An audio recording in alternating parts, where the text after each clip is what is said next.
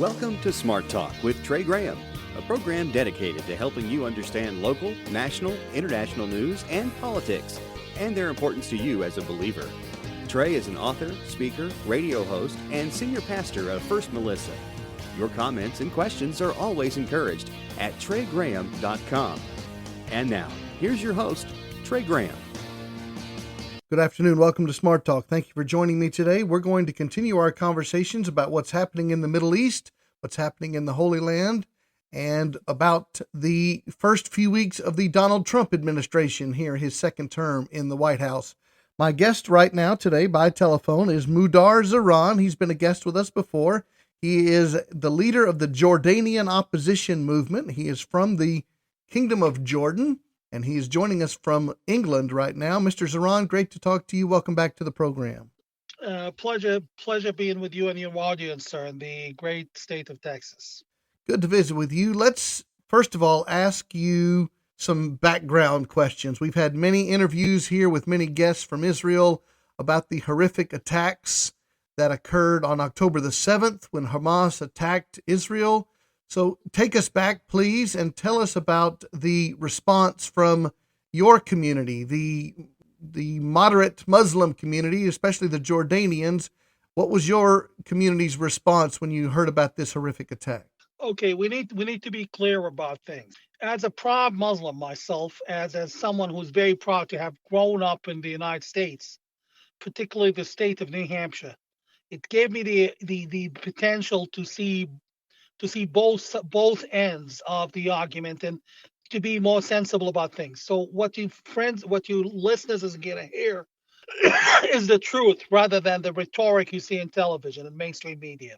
First of all, and a very quick background, I would like the listeners to know that I have the credentials to claim authority about what I'm going to say.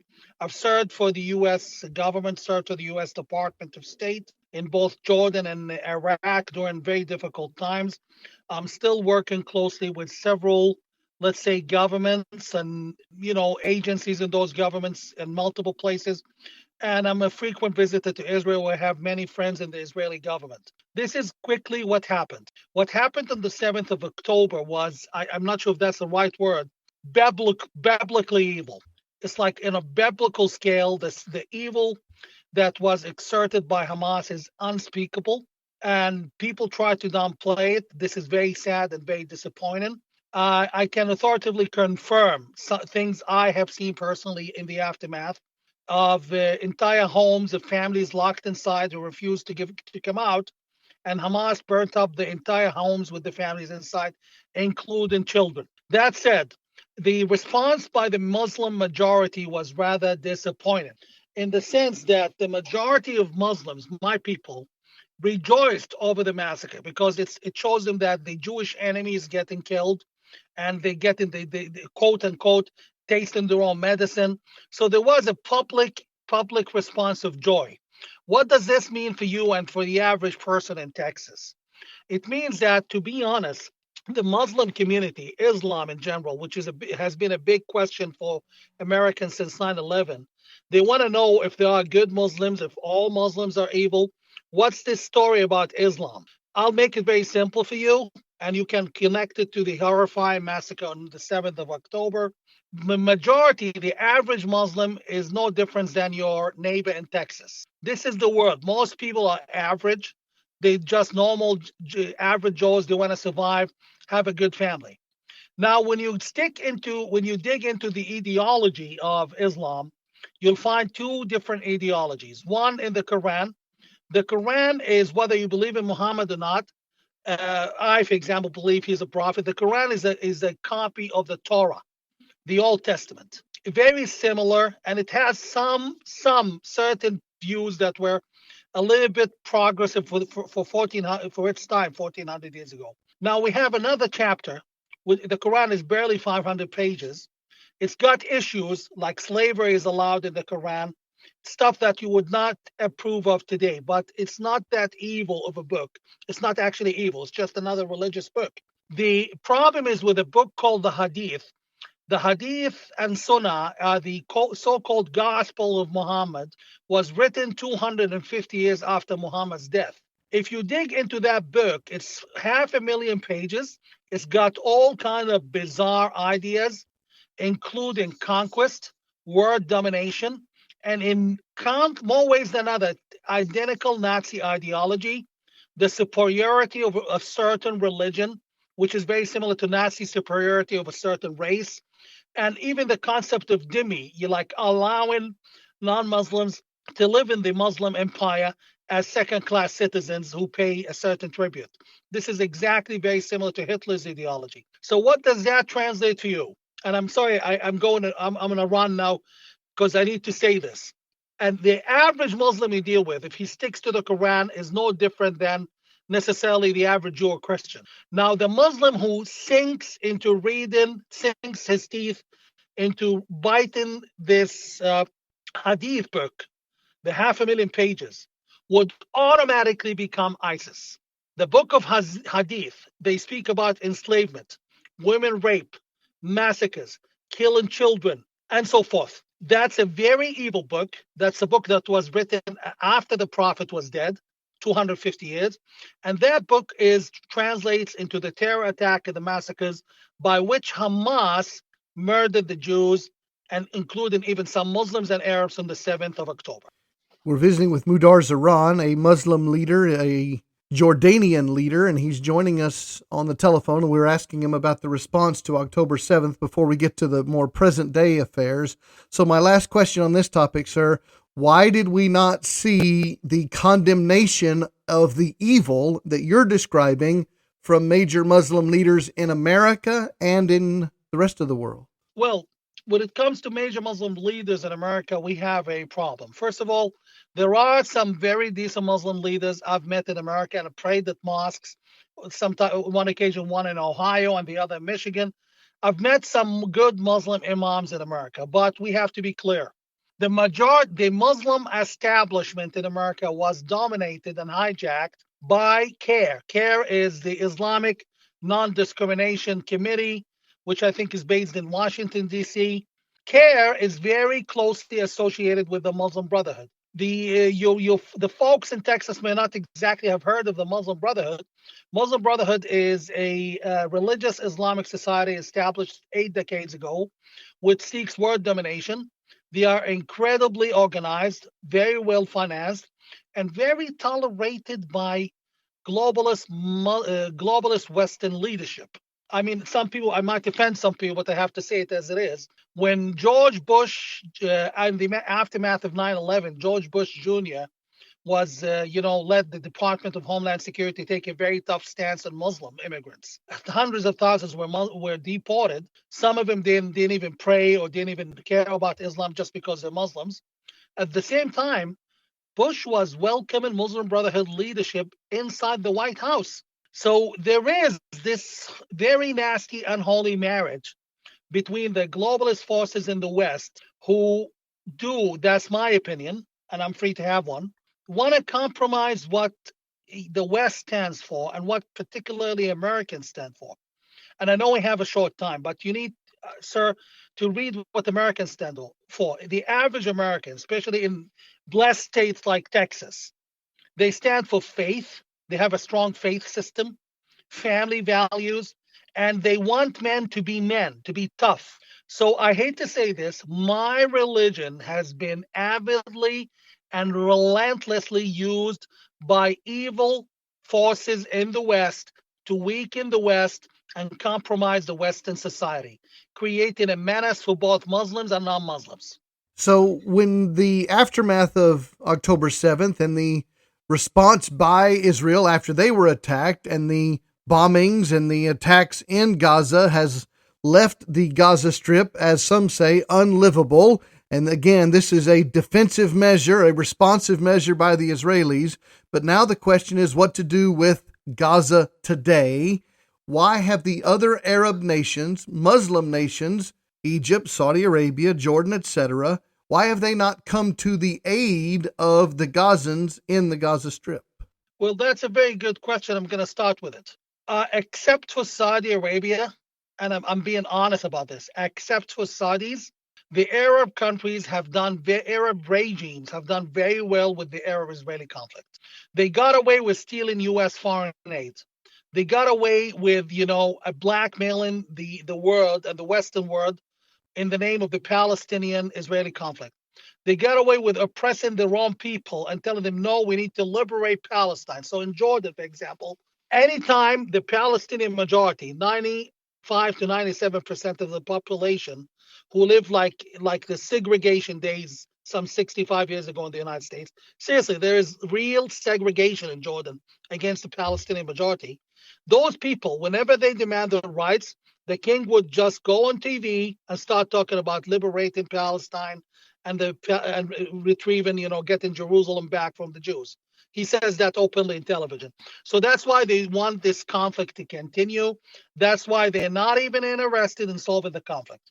Let me be very clear to the average American who does not necessarily look very closely at the Middle East, but you need to know there was a country called Palestine under the occupation, the British mandate for Palestine under the British. And it has both Jews and Arabs in it, and they were both called Palestinians. After the British left in 1948, there was a separation and a war that resulted in the status quo. But there's something most people don't realize. There was never a country called Jordan. Jordan is 78% of the British mandate for Palestine. Jordan is a majority, more than 95%.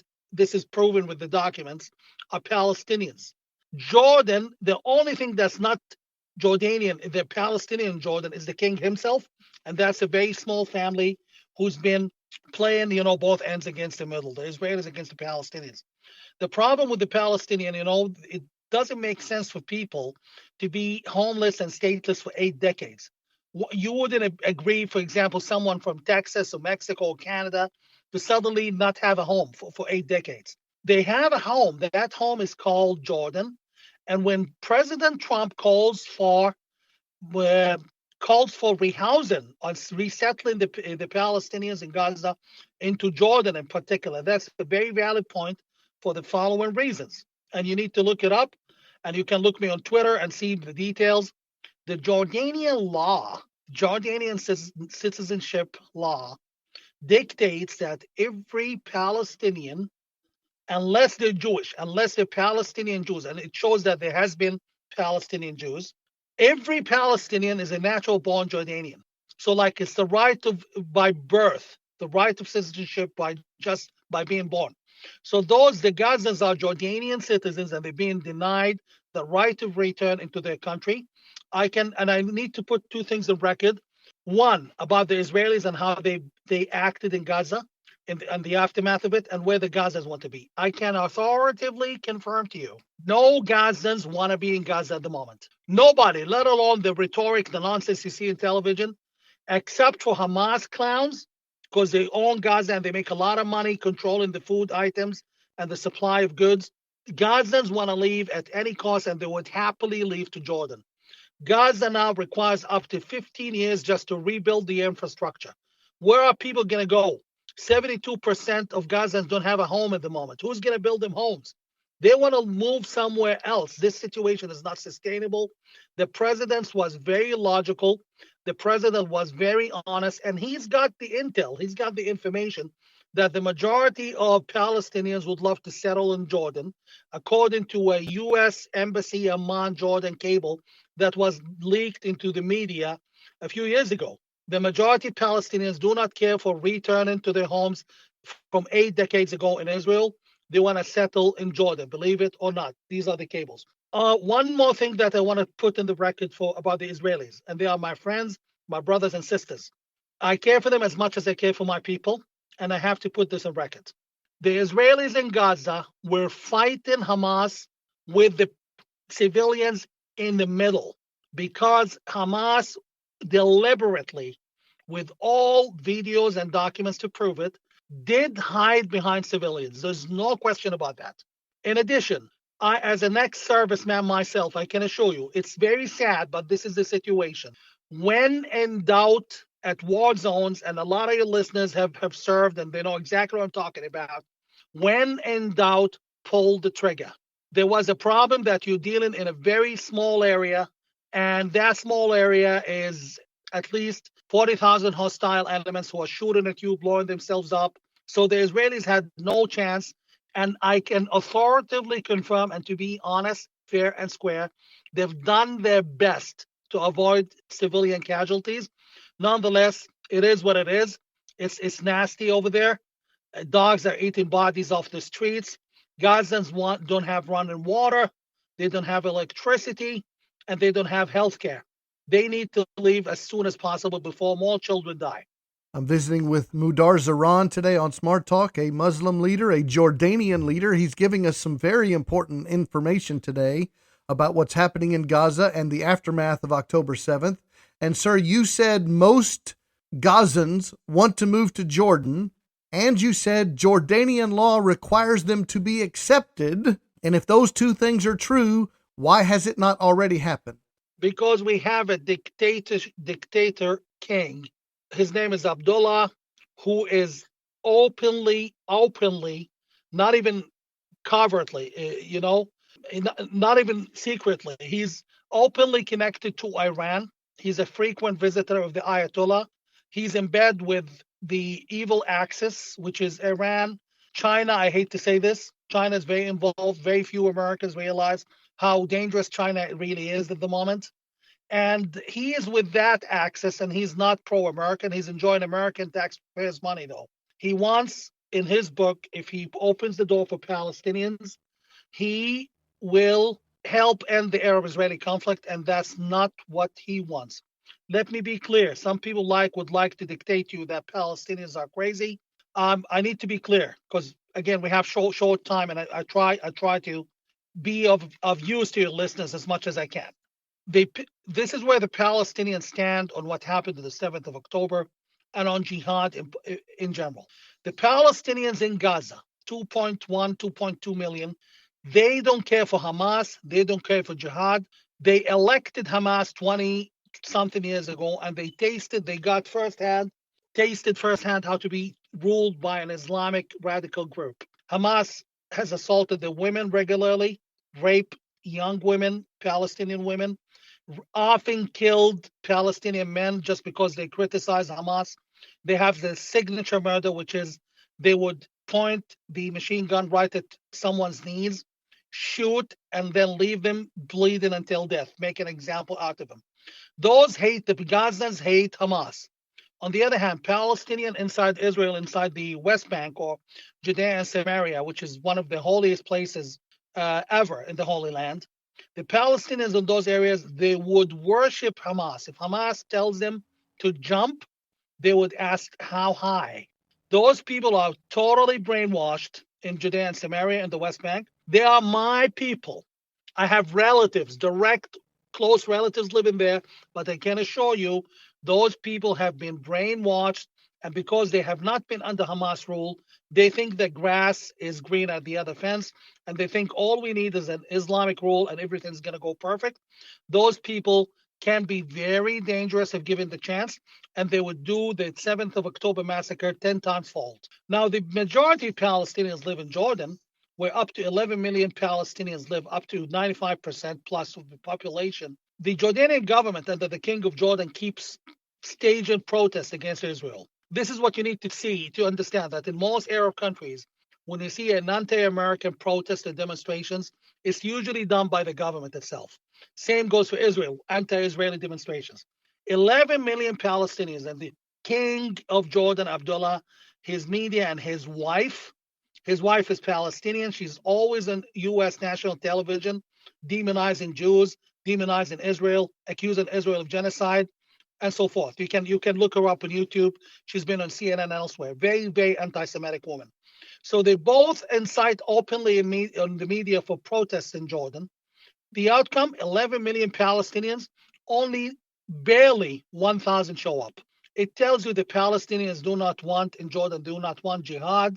They're not interested. They are not a threat. The bottom line is, if America is paying a lot of your tax money to sustain the Arab-Israeli conflict, this is going to stop under President Trump. And eventually the world will get to call Jordan for what it really is, the Palestinian state. We always have had a state That state is Jordan. That would ignite the process for peace, true peace in the Middle East, where the Palestinians would get their own home in Jordan and the Israelis would get their own home in Israel with the River Jordan in between. Sir, I kid you not, I came back from Israel, returned just a month ago, a little over a month ago. That land is the land of milk and honey. That land is blessed like no other. That's God's country. Basically, Jordan, Israel, Palestine, even Lebanon and Syria, and I went even inside Syria with the Israelis. I can assure you that land, if given the chance, will be one of the best places ever to live. And that, I believe, from my sources, that's President Trump's plan for the region.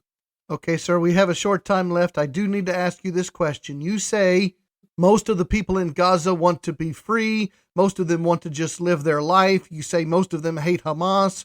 Then why do we see the riots and the heckling and the poor treatment of the Israeli hostages by the crowds in Gaza? You are a smart man, and your listeners are pretty much smart. The folks in Texas are known for being kind, nice, but very smart at the same time. That's it. You are smart enough, all of you, to realize that the hostages are very precious commodity for Hamas. So a hostage is a very precious piece of cargo for them. This is how they look at him. They would not allow anyone near them who is not a Hamas. The protests were staged. And I have a photo, an aerial photo of one of those hostage delivery protests where the Hamas members and Hamas so-called, audience are there. It's less than 1,000 people. Gaza has 2.2 billion in them. At the same time, people who attacked on the 7th of October, they attacked. Hamas would not allow the average Gazan to join the attack for pure military reasons. They can't trust someone else. They know the Gazans hate them. So people who went, stole homes, even in civilian clothes, robbed homes, killed, stole even dogs. Some of them stole even dogs and cattle. They were all Hamas. I'm telling you, it's not dandy sweet.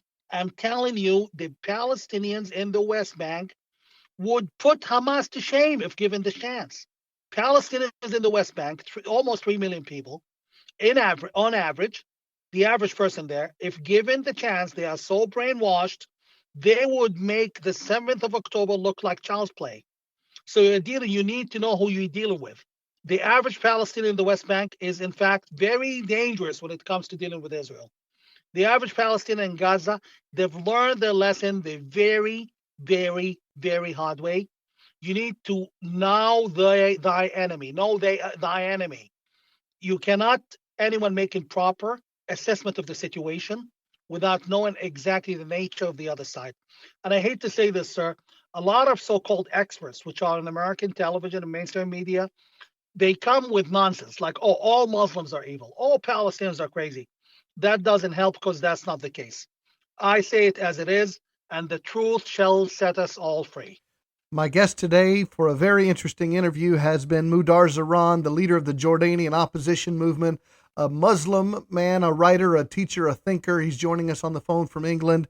Sir, thank you. I look forward to our next conversation. God bless you, sir, and bless America. That's going to do it for today's program. I do thank Mudar Zahran for being my guest. You got some very interesting insights and different perspectives from a Muslim leader, a Jordanian, as we look at the horrific attacks of October the 7th and the response by Muslims around the world. We will continue to bring you smart people here on Smart Talk, so make sure you join us every week. Join us Monday through Friday at 10 a.m. here on The Word for Faith Walk, our daily Bible teaching program. Join us Sunday mornings in our church home at First Melissa. Worship services on Sundays, 9 a.m. or 10:15 a.m. Go to firstmelissa.com to find out about our church home. Go to treygraham.com to learn about our radio ministries. Hope you have a wonderful rest of your week. We will see you next Sunday at 4 p.m. right here for more Smart Talk. You've been listening to Smart Talk with Trey Graham, a program dedicated to helping you understand local, national, international news and politics. Trey is an author, speaker, radio host, and senior pastor of First Melissa. Your comments and questions are always encouraged at treygraham.com. As a listener-supported radio ministry, we'd appreciate your generous financial gift. Again, the website is treygraham.com. Thank you for being with us, and join us next time for Smart Talk with Trey Graham. Talk with Trey Graham. Talk with Trey Graham. Talk with